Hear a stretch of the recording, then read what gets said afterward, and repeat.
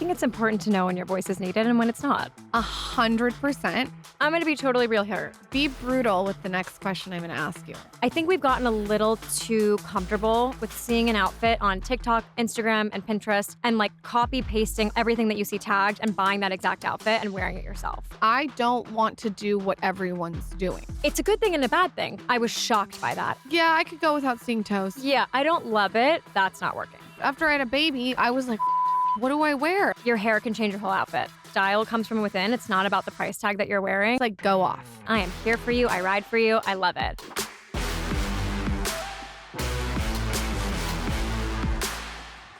I am kicking Michael off some episodes lately.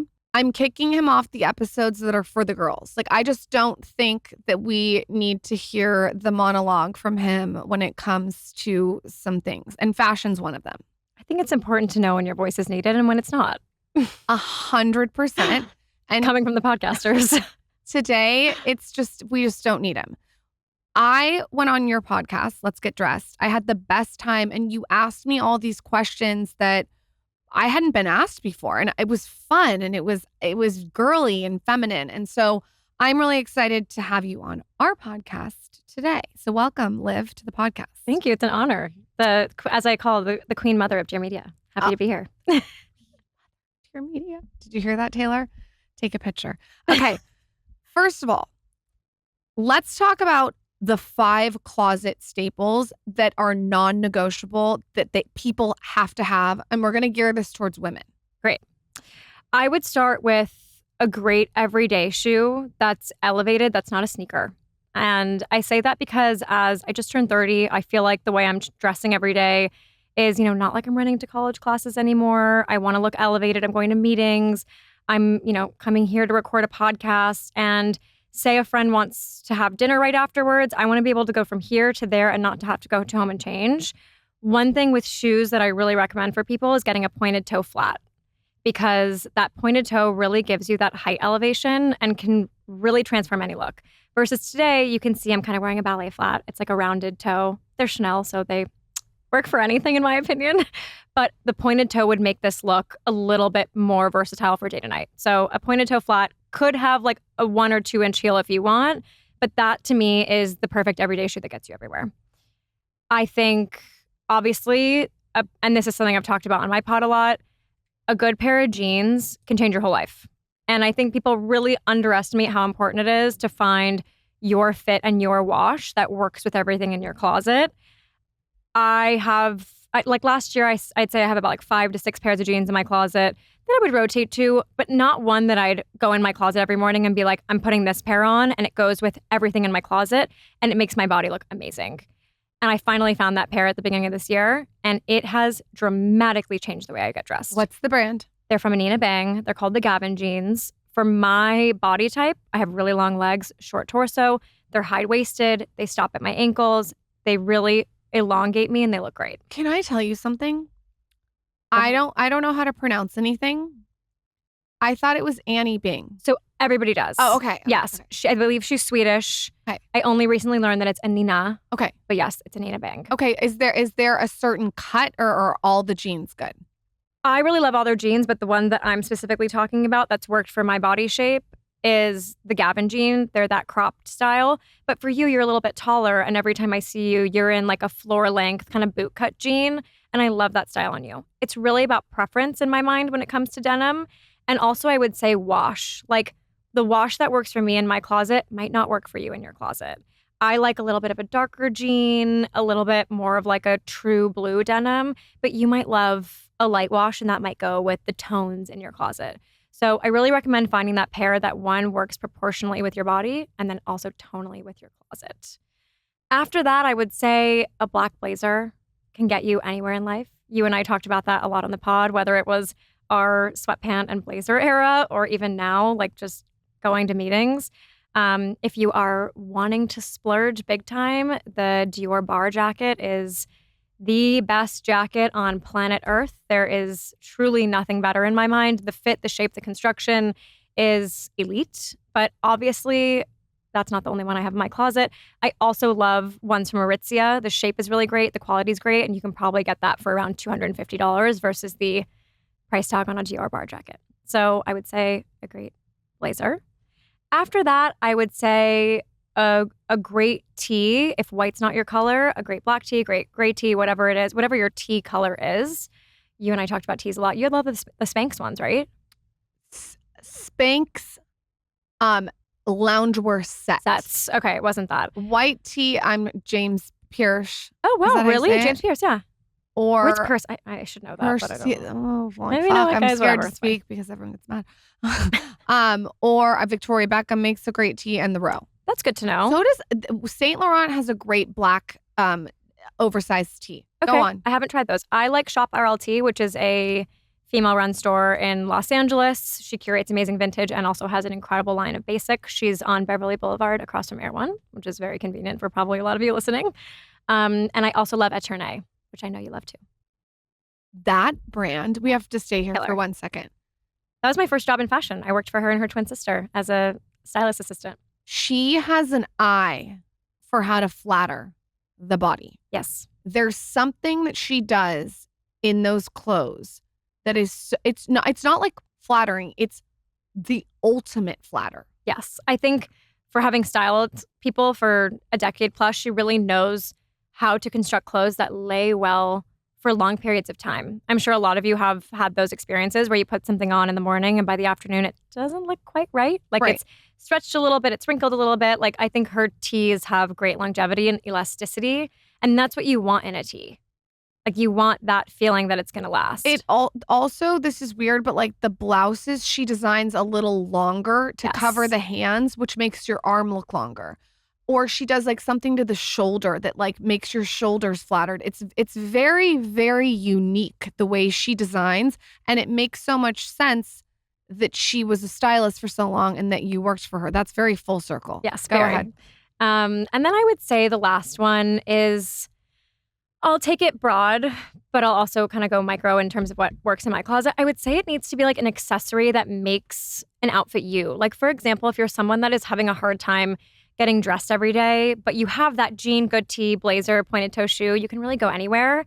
That's like a great just kind of capsule to have. Even if you're someone who's not interested in fashion, like get that in a bunch of different colors and you're gonna look great every day. But then find that one accessory that's you. Maybe that's like a really cool earring from Heaven Mayhem. Maybe that's a bag that you love. For me, the accessory is a classic black bag that looks good with everything that I have in my closet, that if I'm running out the door, I pick it up and I go. But for you, that might be a really cool earring or a great bracelet. It just has to be this accessory that is true to your personal style that can let you shine through in your everyday clothes. What's a high and low black bag that's amazing? Great question. My high is the Saint Laurent Manhattan bag. I love this bag. People kind of call it the like Hermes Birkin dupe or Kelly dupe because it has those like clasps in the front. But it's really chic and refined and honestly looks good with everything in my closet, and I know will long term. I also have a saying that if you love something and it works, buy it in every color. And I have with that bag. I have it in a lot of different colors because it just hits. And like, you know that feeling when something hits. Like it just feels so good and you're like, yep, that's me. So that's that bag for me. I would say affordable. I've got to think on that one. I have to think too. Yeah, I actually do. Because I'm not going to lie, from a personal perspective, bags are investment pieces for me. And I will usually go a little bit more elevated. I will say if you're someone who likes designer bags and they're out of reach for you or they're not something you like to invest in, Anthropologie makes incredible bags. They, first of all, curate a really great affordable selection. I'd say like $250 to $500 range. They do make great dupes, I will say. I've been on there quite a few times and seen some really similar designer moments. And I also like the quality of their bags. Every time I've gotten something from them, I've been like, this is great. And it's very accessible and fashion forward, which I like. When I was in college and I was on a huge budget, I would go on Forever 21. And if you just get a plain white or black or gray bag from Forever 21, I remember I had like this, like, I don't even know what the shape is, like a huge like half moon shape. And it was just gray and it was plain and it fit everything. And I used it all the time. Like you can be savvy on a budget. Absolutely. With my style, there are moments where I like to invest in things, especially at where I'm at right now in my life. I like to buy pieces that I'm investing in for the long run. That's where I'm at. But 5 years ago, I was not at the point that I'm at. And I do the Today Show now, and I share fashion trends and different looks with millions of viewers on the show. And the one thing that I'm really passionate about when I'm doing that is everything's under $100. Everything is for that approachable, accessible fashion lover. And I really do believe that style comes from within. It's not about the price tag that you're wearing. And there have been many times where I've gotten incredible outfits from brands like Mango and H&M and just taken it to my local tailor at my dry cleaner and made it fit my body really well. And people have been like, where's that suit from? It's amazing. And I was able to say, yeah, I spent, maybe $100 on it and just nipped and tucked it a little bit in a great way that flatters me. And that's what I really think fashion's about. It's a savvy business. What are a couple things under $100 that you think are just insane? Insane in what way? They're great. You talk about them on the Today Show. Like, what are things that you're just like, you know what? This is an amazing dupe. It's under $100. I need. So one, I would say two brands that I look at frequently when I'm doing the Today Show. One is actually Abercrombie. They did a major rebrand this year, and everything that they have on that website is really great, especially with summer coming up and like wedding season coming up. Abercrombie actually has an entire section of like best dressed wedding guests items, and it's very good. Men's linen suits that are amazing, amazing women's dresses. So that's what I would say if you're looking for great everyday clothes. I also would shout out brands like Tony Bianco, which is a little bit higher than $100, but also does a great job of having what I like to call designer-inspired pieces, but without the price tag. Those, I think, usually are about $200, $250, but I've shared them a lot on my Instagram because a lot of my followers will come to me and say, hey, I'm looking for a more affordable version of this, and that's a brand that I like to share a lot. Lastly, J. Crew is killer. J. Crew went through also a big rebrand in the past year, and their creative director, Olympia Gallo, which I don't know when this episode's coming out, but she'll be on Let's Get Dressed very soon. She's someone who I deeply admire in the fashion industry and has really changed that brand. And the pieces are so good for every day. But also, I remember this past holiday season, which was 6 months ago already now, but they had such good holiday. Like they had like the sequin red skirt with the red sweater, and everything was at a great price point. So those brands that are heritage American brands, I think don't overlook them because maybe you've heard about them your entire life. They really are doing great stuff in fashion right now. There is this top that one of my stylists, Emily Lafayette, was wearing, and it was like, it had like a shoulder pad and it was short sleeve and it was red and it had gold buttons on it. And she was wearing it on her birthday. And I was like, what brand is that? It's so cute. She's like, it's J. Crew. Yep. I went on, it might have been like more long sleeve, not short sleeve. Sorry. And I went on and I got it in blue too. Like you said, you're like, buy different colors. It looks like it's $2,000. Yeah. They make some great stuff. I also want to shout out two other brands that I think do really fashion-forward stuff. One of them is a brand that I'm actually not sure how it's pronounced. It's NA-KD, so naked. I think they're based in Sweden. I'm not sure. They're somewhere in Europe, but they have really affordable pieces that are at a great price point. And Mango. Mango is, in my opinion, if like the Zara H&Ms of the world is where you look, I would really recommend looking at Mango because I think that they're in the same price point, but they have a little bit more of a design edge to it. They just did an unbelievable collaboration with Victoria Beckham. And, me and Whitney Port at Dear Media IRL this weekend were wearing the entire collection because we had just gotten it and loved it and it looked so good. You looked adorable. That was Tory Burch, but Whitney was during our panel was wearing the Victoria Beckham Mango blazer and it looked amazing. Very, very, very cute, I must say. Something that I personally am obsessed with is tones. I feel like every time I see you, I'm like, tones. When I was little, like I remember like looking at certain books or colors in the crayon box and like putting tones together. I like love tones. And even on Instagram, like it just has to be the right tone for me. And I think that this is something that's not talked about enough when it comes to clothes. Walk us through tones. So I'm going to be totally real here. I think tones is like a life journey that everyone's on. Yeah. It's a little difficult for me now when I go on social media and I see everybody doing kind of the tone. Like muted. No, the tone girl who's going through and doing the color toning. Sorry, I'm making this motion because, she like goes through and does the different colors.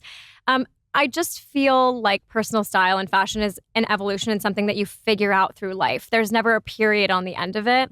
And I never really want to be restricted to not wearing one thing because someone said that tone doesn't work for me. Something you and I have also talked about is that you have to take into account that your tone could change. Like even today I sat down and I said, you dyed your hair.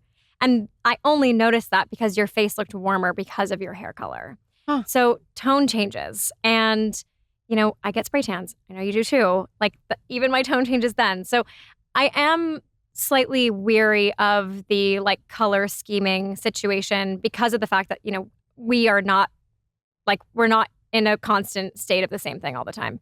Change my color, change my skin tone, do a spray tan, all that kind of changes.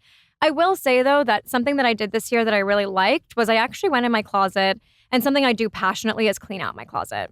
And when I clean out my closet, I make a very conscious effort to give myself enough time in the day where I can try on everything as I'm cleaning out. So my routine is that I wish I could delegate that. I totally get it. For me, it's something that is like kind of so much work. It's like self-care for me. I really enjoy doing it, and it's not for everybody. But I make an effort to try everything on. And while I'm doing that, I'm taking photos of myself in the mirror, and that's a really good way to see if a tone works for you.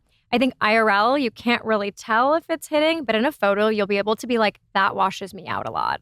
For me and my skin tone, I stay away from pastels. So like a light green, a light beige, like those don't really work for me. And again, I think that that's something that you have to do your own kind of trial and error with, and know that you can go do these like color swatching things, but don't limit yourself to just that, and really do it based on like what actually feels good for you, and like when you see a picture of yourself, what you like. I also think this is like weird, but like if I have a big red pimple on my face, I'm not going to wear red. If I don't know, if I have like a yellow tint to my skin because I'm hungover, I'm not going to throw on yellow. How many times have you been like maybe planning an outfit because you're going to a wedding this summer, for example, and you put the dress on, maybe you show it to a friend or two, and they say, oh, but like that with a suntan and gold jewelry will look great. Yeah. That happens to me all the time. And that's why the color toning test for me that's where it loses its merit, because that also is a valuable point. It's like, oh, in the summer when I'm a bit tanner, like that will look great. And I bet you if she did a color test on me, she'd be like, orange isn't your color. But if I put it on in the summer, like I love how I feel in orange. So I think of fashion from a point of how it makes you feel. And maybe that's a little bit emotional. And I know that you come from it from a very scientific, so we can meet halfway here. But for me, it's about what makes you feel good. And like if orange makes you feel good and she told me I can't wear orange, I'm still going to wear orange. I love it. Yeah. Be brutal with the next question I'm going to ask you. Okay. What are things that you just think are out? Like you were just like, no. Like what are things that's just dated? It doesn't. And be really honest. Like we're not hurting anyone's feelings. Like, I want to know what you look at and you're just like, that's a miss. I don't love the mesh shoe moment right now. It's not really for me. The mesh shoe. How like, and that happened about a year ago. Alaya came out with a mesh ballet flat where you can like see people's toes.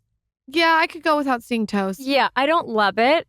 Again, it doesn't work with my personal style, but we had Gab Waller on the podcast at the top of the year and asked her, what she was predicting to be a huge trend for the year. And she blew my mind when she said that in the prior year, 2023, her number one biggest seller was a mesh ballet flat from Alaya. I was shocked by that. Over like all the incredible bags, over the Miu Mius, over like the top sellers in fashion, it was the mesh ballet flat. But don't you think this is like, I don't want to do what everyone's doing. I'll give you an example. When the mob wife thing came out, I'm like, oh, I'm going to retire my fur coats for a while. Do you know what I mean? Like, it's like, I don't want to look like everyone all the time. I think this is one, you're in social media. So when this stuff comes up in front of you, it can feel very overwhelming. And I have had that too. I can also recognize that like not everyone's in social media, and some people enjoy that point of inspiration. One thing I will say with trends like that we see on Instagram is that one thing I'm very conscientious of talking about with even my audience right now and personal style in the day and age of social media is that I think we've gotten a little too comfortable with seeing an outfit on TikTok, Instagram, and Pinterest, and like copy pasting everything that you see tagged and buying that exact outfit and wearing it yourself. It's like there's no like personal style to it. Well, it's a good thing and a bad thing, because I think fashion inspiration is amazing in every form. But I think we've gotten a little comfortable with just, taking part in the trends that we're seeing and the looks that we're seeing on Instagram. And that for me, I think is the slippery slope of trends and things that are in on Instagram. Look, if you were to say to me, Liv, I love these mesh shoes. Like I had not even thought about them before. And now that they're big, I'm seeing them everywhere. I got them from my closet and I loved them. Great. All the power to you. But for me, I want to be able to say like, that's not my style. That doesn't work for me. And like not feel like I have to give in to wear it. I love that. Is there any other misses that you think are just not it? I'm still surprised when I see a skinny jean. A skinny jean. Talk to me about that. A skinny jean. I'm still surprised when I see like a very skin tight skinny jean. I feel like there are so many other styles of jeans today that work for all body types and all different styles. I have a lot of styling clients who only still have skinny jeans because they feel like they've kind of still had to wear those. And like, that's the only thing that's out there. And I always want to say that like, oh no, what about a boot cut? Like, what about a high waist? Like, I just think that jeans in the past 5 years, like think of how many different styles have come out. Like I see a lot more boot cuts. I see you in a boot cut a lot.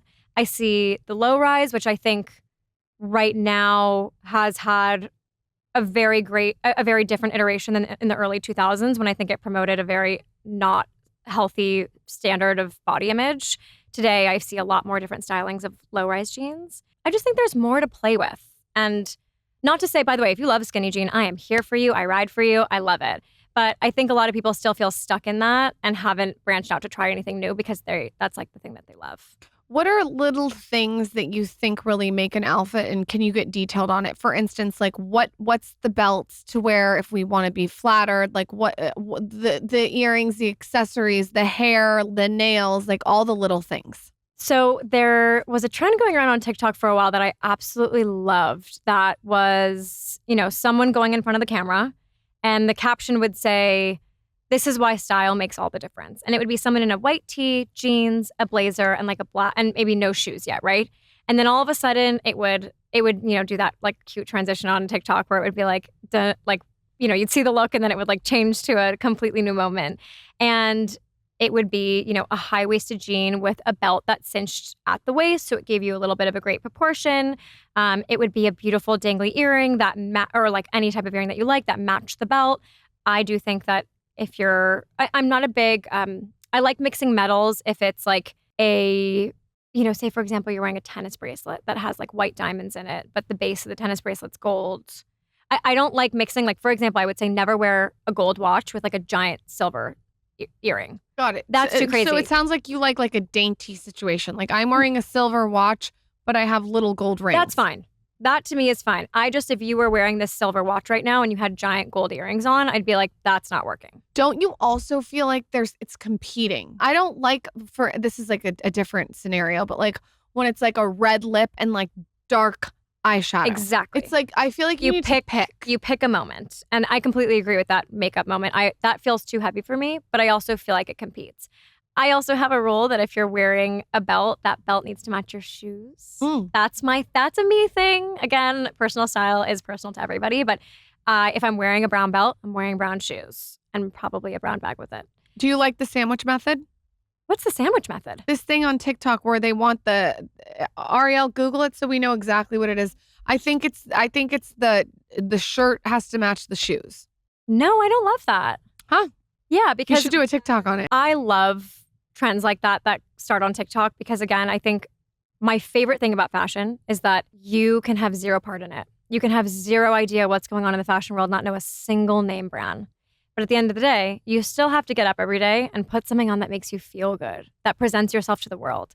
So no matter what, if you're like, oh, I don't follow fashion, you kind of have to. And it's like that universal language that everyone on this planet has to pay attention to. Every culture, every way of dressing, no matter what. We all care about feeling our best at the end of the day.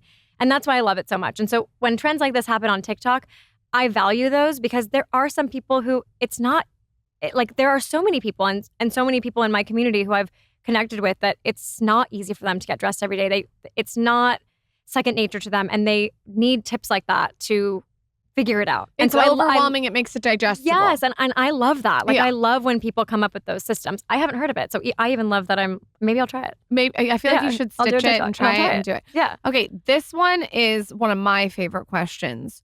What are the most flattering things that you could do? And I mean like so flattering. Like, is it the tightest belt? Is it a long sleeve shirt? What are the, like, tell us the most flattering things. And, for me, like after I had a baby, like I was like, fuck, what do I wear? Like I felt like I'm rolling around like a roly-poly. Like, what are the flattering things? Yeah, I mean, I'm going to give you guys something that costs no money at all because I think it's not about that when you're getting dressed. Your hair can change your whole outfit. Your hair can literally change everything about what you're wearing. If you are wearing just a blazer and a white tee and jeans and you throw your hair up in a bun, if that looks good on you, if that's not your cup of tea, we can find you something else. But for me, that's always been a really easy way to make something feel maybe a little bit more sophisticated or give it a different life. And I've actually done so many videos on my social media where you can see me go from like day to night. And usually the day is like my hair down, a little bit more casual. And then as I'm changing tonight, my hair goes back and I'm throwing on like a gorgeous earring that makes my skin and hair and eyes glow. And I think for me, that's always been my best styling hack is like what you do around this like top half area that kind of gives you a different life. And that's why, again, I was saying earlier that like one of my favorite things that you need in your closet is a really good accessory, like a really good earring that is kind of your go-to. And I actually loved the advice that you gave on Let's Get Dressed where, you were talking about the different metals and how they impact your eyes. Like if you're tired, not to, the reds in your eyes, like, or the yellows in your eyes will get accentuated by a gold earring. Like all of that was very valuable. How you were saying like wear a bright white diamond because that brings the whites out in your teeth and your eyes. Those are all very valuable tips. Besides the earrings though, I think your hair can really make the world of difference. Like getting a great blowout can change everything. And I also throwing think my hair back and like has really, it's so simple guys, but I just think that it's paying attention to.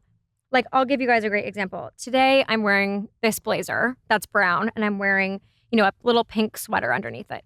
If my blazer had really big shoulder pads in it, there would be a lot going on in, like, my shoulder face area. Pulling my hair back would allow you to just focus on those shoulder pads so that there's not those two competing elements, if that makes sense. Totally. Like, you're not competing with, like, my hair on top of the shoulder pads. I think that the hair tip is genius. This is a really weird one and people are going to think that I'm psychotic. But if you wear a really low ponytail, it's going to bring the eye down. I never wear a low ponytail. If you're going to do a bun, you want to pull the bun back so it's pulling the eye up.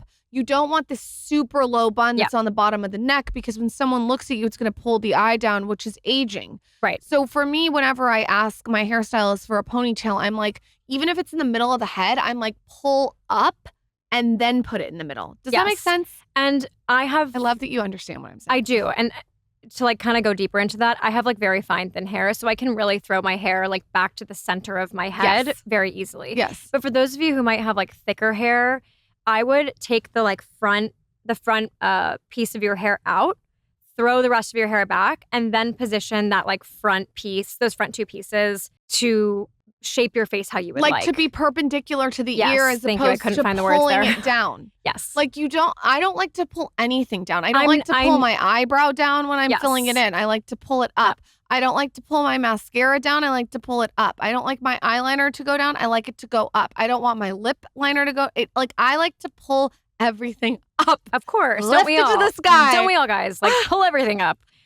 I mean, like just pull it off. Bitch, you're crazy. No, not at all. People tune it out. I love your take on fashion. Like fashion for me, it is so great because you and I are on opposite sides of the spectrum. And that's why I love every time I see you and the questions you ask me. Because it's like we meet at this halfway point, and I think that that's what's most valuable to people. Is like, of course we want to feel good, but we also want like the data science-driven way to get dressed, and there's a medium there.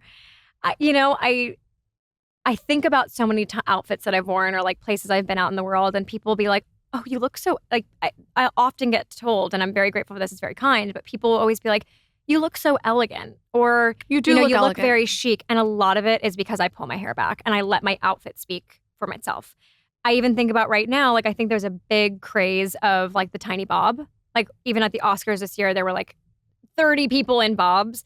And I think the reason a lot of people like it, especially, seeing it in these red carpet moments, seeing it in street style, is because it really just lets the outfit talk. It doesn't compete with the clothes. That makes total sense. And I think the thing that I have trouble with is like, there was this woman, I don't know who it was, that said, when you're over, I think 35, you need to cut your hair. Do you remember this? It was like in the 80s.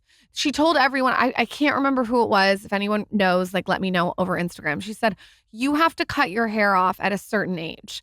And to me, I'm like, no, you can have your hair. Like, I actually, look at Demi Moore. I mean, that's her real hair. It's her real hair. Yeah. It's gorgeous. It is down to the backs of her knees, you guys. And that's why I do think that fashion and hair, whatever, and beauty is so fun, because you can play with it and you don't have to cut. Remember, I don't know if my mom cut her hair like a boy cut in the 90s. So did mine. And she looks fab. And now I'm kind of like, no, it's fun, but it's like someone's telling you like you have to have this certain hairstyle or you look older. I disagree. I think like you can manipulate it how you want it, when you want it, to whatever you want it. I also think that those rules really bother me. Yeah. Like, I think there's a woman who I follow on Instagram. Her name is Ven's Wifestyle on Instagram, VENS Wifestyle. And I think that she is in her 50s. I might be wrong, but she basically says, like, every video opens with like words on the screen saying like, I'm in my 50s and this is how I style this look that Kendall Jenner just wore on the cover of Vogue. And she gives me so much joy. And like, as someone who's a fashion lover and like, it's my life and it's been my life since I was a teenager, I don't ever want to feel like I have to change my style as I get older. I always want to be able to have fun with it and feel like myself. And so she's a creator that I love because it's, it makes fashion accessible. And I think it also lets people know that, at any age, fashion's there. I love it. Yeah, I think you're going to love her. She's genius. She's amazing. Before you go, I know this isn't about fashion, but I need to know your beauty, wellness, health, diet secrets. So just sometimes I'm just like, go off. Yeah. So I am 2 months away from getting married when we're recording this, which is the beginning of May. I'm getting married in July. And so I've been deep in the beauty world, which I feel like you've inspired me so much. First, there's a woman in LA who I love. Her name is Hannah. And she does my nails once a month. And I actually don't know what these are called. I think, is this a Russian mani? I don't know. People keep telling me that it is. But it's basically a hard gel on my nails. And I do the same color every time. I do this like milky strawberry pink. And it's just helped my nails so much. Like, I also really appreciate the way that she like takes it off after a month. She doesn't like scrub them off. It's probably a Russian manicure. I think it is. Yeah. Sorry, guys, that I don't know. But my nails are stronger than ever. And the fact that I don't have to go every 2 weeks and get them done, I think has really helped. Keep in mind, I had such brittle, terrible nails for a long time. So this is like a game changer for me. And last time you saw me too, you were like, I love your nails. Yeah, your nails look really pretty. Gotten them done. So that's a good one for me. Pre-wedding, I'm doing something at VH Skin, Vanessa Hernandez Skin in LA, which I love. She does all my facials and I'm obsessed with them. They're in Brentwood. I'm doing something called the PRX peel, which I'm sure you know. Mm. Oh, it's basically a no-peel peel. I've done it before and I absolutely love it. If you're someone like you and me who's constantly on the go in front of the camera a lot, or maybe you're in an office and you don't have the downtime for a real peel, it kind of just feels, first of all, when you first do it, the next day, it feels like you got a sunburn. Your skin feels so tight, like unbelievably tight. And actually what I really noticed, and then, sorry, I'll explain the process. Your skin gets very tight and then 3 to 4 days later, you'll peel mildly like the sunburn's coming off. However, you don't have the sunburn color. You don't get red, none of that. And the peeling's so manageable. Like I was out and about doing podcasts and nobody noticed. The biggest thing that I noticed, one, like my tone and texture was a lot better, but my skin was so much tighter. Like the wrinkles around my eyes, like really tightened. It kind of felt like a mini facelift. So I'm doing that every 2 weeks. I'm doing 3 in a row. Love. To just get to like the bottom, like the root of my skin and give me like the freshest face pre-wedding. So I love that. I'm a big hot yoga girl. I go to Heated Room here in LA. I love like a sweat. I love a good sweat. And I do that probably twice a week. I'm also a big walker. I feel like walking culture in LA, like that's my time. Like it's my 45 minutes where like I'm either being productive with it, where I'm catching up with a friend. And like in the morning, I'll schedule that before I start my work day. So if there's a friend who I don't get to see often, like you're kind of killing 2 birds with one stone. Yeah. Love it. Or I'm on a call or I'm listening to a news podcast and I walk my dog at the same time. So That's kind of where I'm at. I'm trying to think other beauty things that I love. I see Matt Rez in LA for my hair, who I love. He's an icon. He does literally everybody's hair. And I really like once a month take this one day out of my schedule to do all of my beauty things. I'll like go get the facial, I'll go do my nails, I'll go get my hair glossed. And I make a conscious effort to like do it all in one day so that I give myself that time. Like it's me time. This is like my one day to like do all the things that make me feel good. And as an entrepreneur who's like running a podcast, running my socials, writing for different magazines, all the things, like having that day once a month, that's like my me time has helped. If you're like a productivity nerd like me, like that's how you get it done. I call it the car wash. Absolutely, Lauryn. It's the car wash. I go through the car wash in LA, but when I'm in Austin, Austin. I know you go through the car wash in LA. When I'm in Austin, the car wash is not car washing. Every time you're here, like you're doing something fab. You're getting your salmon semen facial. You're doing all the things. And yes, it's the car wash day. And I found that the way I was doing it before, where like I had like a nail appointment in the middle of the day on this week and then a hair appointment in the middle of the day this week, it wasn't good for my productivity. No, it's disruptive. Yes, if you're someone who works for yourself or whatever your situation is, like try to make it where it's like that day, like where it's just for you.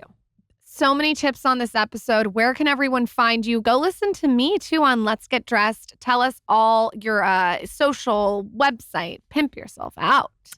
Love it. So I have a podcast on the incredible Interior Media Studio. It's called Let's Get Dressed. We talk about fashion tips. We talk about news in the fashion world.